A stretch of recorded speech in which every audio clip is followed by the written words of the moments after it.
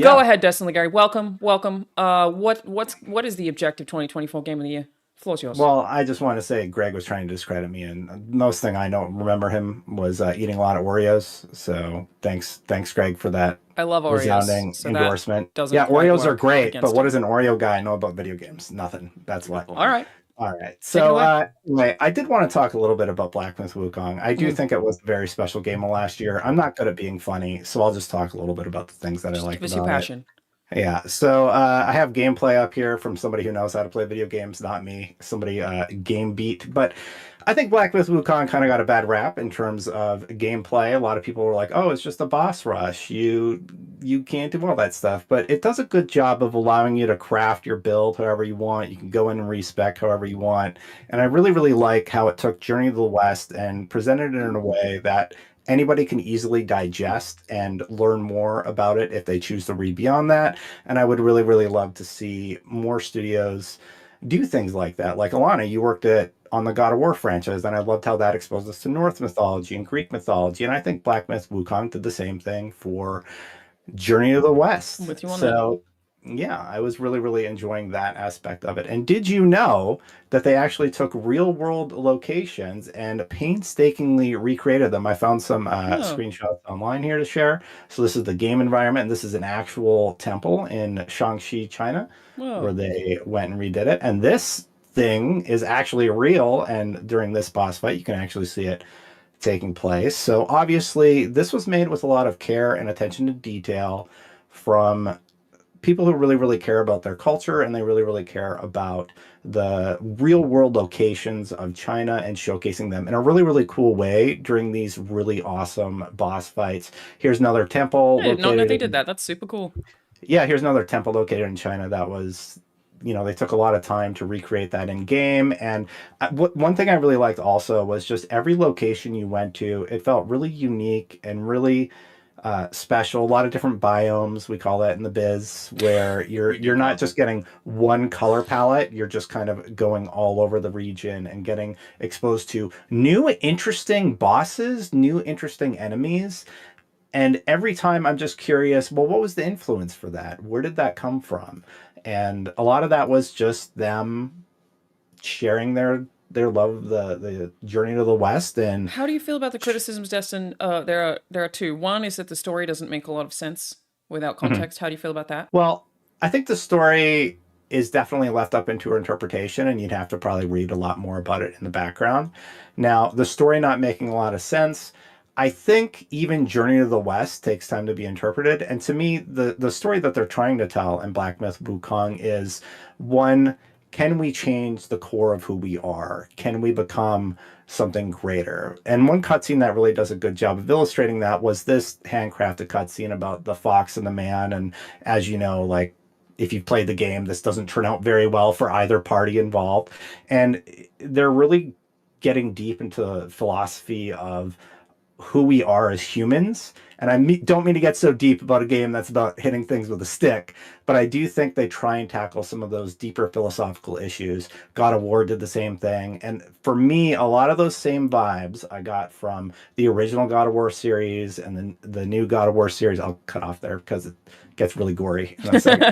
Uh, uh, were resonating for me when I played through Black Myth Wukong. Mhm. So, in terms of story, I think it's sort of left up to you to decide that for yourself.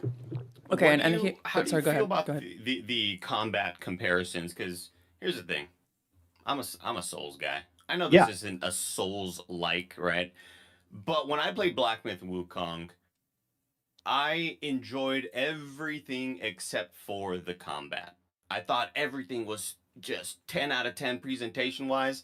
And then you actually whack that little stick against a big enemy, and it just felt really unsatisfying. Mm-hmm. And as I'm playing, I'm like, if this had Stellar Blades combat, if this had Lies of Peace, if this had really any other combat system, it may be one of the goats, but the actual action of playing the game felt really underwhelming to me, Destin. Did you play other builds? What made you feel satisfied about it?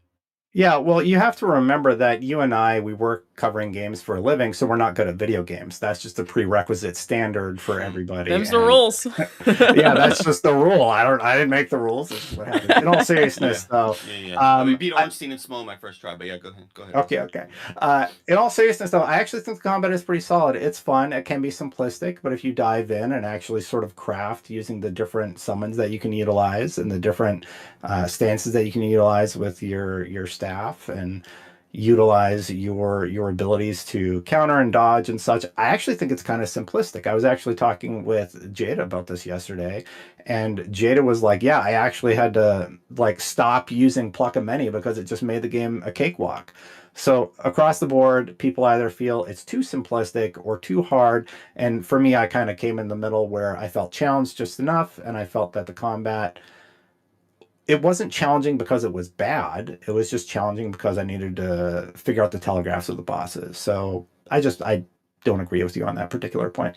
My beef with Black Myth Wukong, I like the combat, specifically as the level design. Yes. That one I think is one of the more warranted criticisms. Great, excellent rebuttal. I think maybe I overhyped the game a little in my head from all the trailers. Like all my reactions, I was like so sure it was going to be my game of the year. And then level design is just so important to me. And the game has so many invisible walls and so many areas that look like you should be able to explore them, but you can't. Any counter to issues with level design, Destin? Well, I don't think a game needs to be perfect to be game of the year. That is my That's rebuttal fair. for That's that. fair. And I think you could probably find shortcomings in a lot of the entries on the game of the year entries. Like one is a DLC. Final Fantasy is technically a remake, even though it was a drastic remake from the ground up. And I think if you're really searching for it, in terms of not being able to explore, this is the first game that they have made of this scale. They are a mobile game development company, and they were able to make something that was really interesting. And I do hope they fix that for the sequel. But I am also a big sucker for studios that are taking their first big swing, like they did here with Black Myth Wukong. And I think that's why, for me, it sets it above the rest. And just to sort of recap what I really liked about it, I think the combat is really good. I know not everybody agrees with that. I like the I combat. love, yeah, I love how it's a love letter to mythology and lore from China that I would love to learn more about, and it makes it more digestible for the viewer. And I really, really like how it does tell the question of Wukong and his journey through To the west. defeating all these bosses to the west, That's where he his went. journey Yeah. through all these bosses, but really journey to find himself and figure out, can he change his ways, or is he just destined to go one route? Make a lot of great points, Destin. I feel like it's a strong argument. I like the case that you made that it doesn't have to be perfect to be game of the year. I think my thing with Wukong, like when I take away the things I like about that game and the things I like less, is it's one of those ones that I look at and go, I feel like Black Myth Wukong 2 is going to be a fucking banger of a video game. And it's so impressive what they did for the studio considering like this is their first game like this. It's very cool. I just Tukong. Black Myth Wukong can't wait. Think it's going to be a Well, great game. If they give him a great sword, oh man, it's over. Like that's goaty. You know, if I'm not hitting things with a little stick I found in a central park, it'll be awesome. I loved Maybe. Assassin's Creed 1, but I think everybody would agree that Assassin's Creed 2 was when Totally. they really honed in that formula with Ezio Auditore and knocked it out of the park. So I could see that actually happening. I feel like that is such a good comparison that like Black Myth Wukong feels this is too reductive, but like a little like a tech demo in the same way that a first Assassin's Creed did.